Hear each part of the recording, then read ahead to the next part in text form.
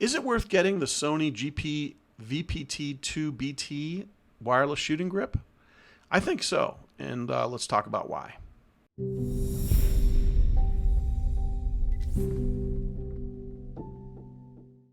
In Bluetooth function menu, you have to find that in the camera. You have to go down and turn it on first, and then you set it to pair.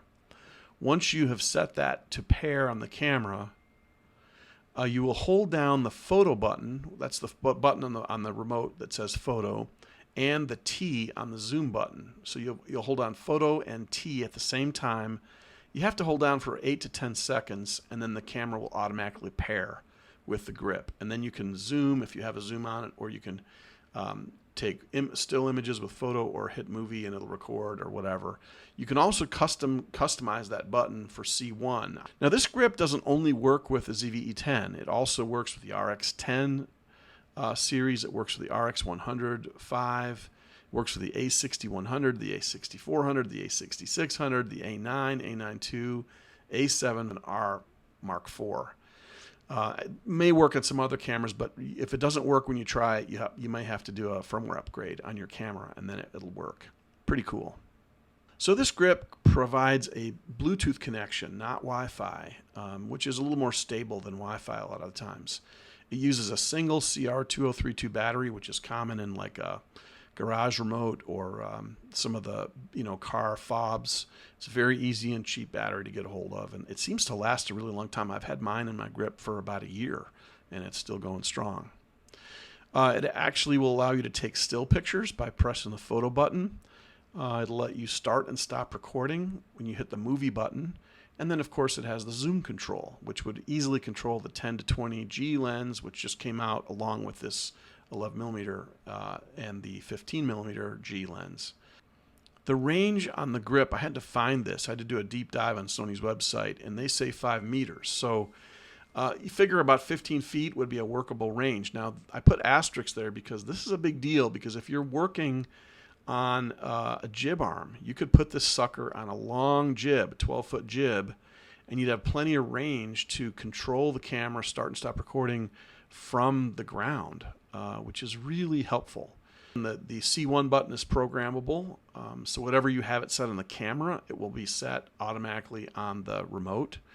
The grip only weighs 7.6 ounces. And by the way, in the lower right, you can see that the grip, if you pull the legs out, becomes a tabletop tripod, which is really handy.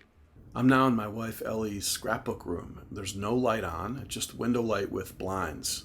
And now I've got the light on. It's an LED daylight bulb, so it should match what's going on outside. And you can see I'm a little dark in my face, but as I turn this way, it starts getting better. And finally now I've got a decent exposure.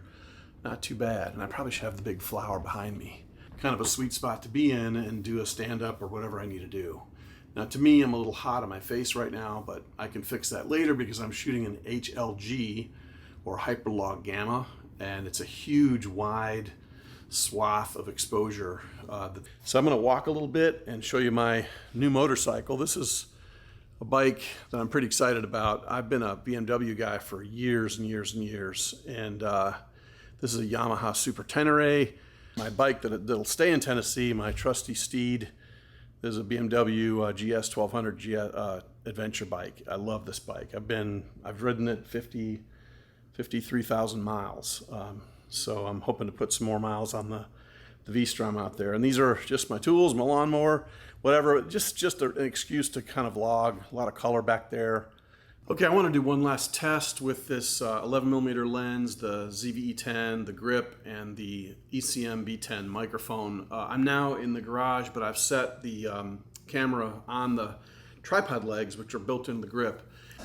I wanted to do something outside so you could hear the just how directional this mic is.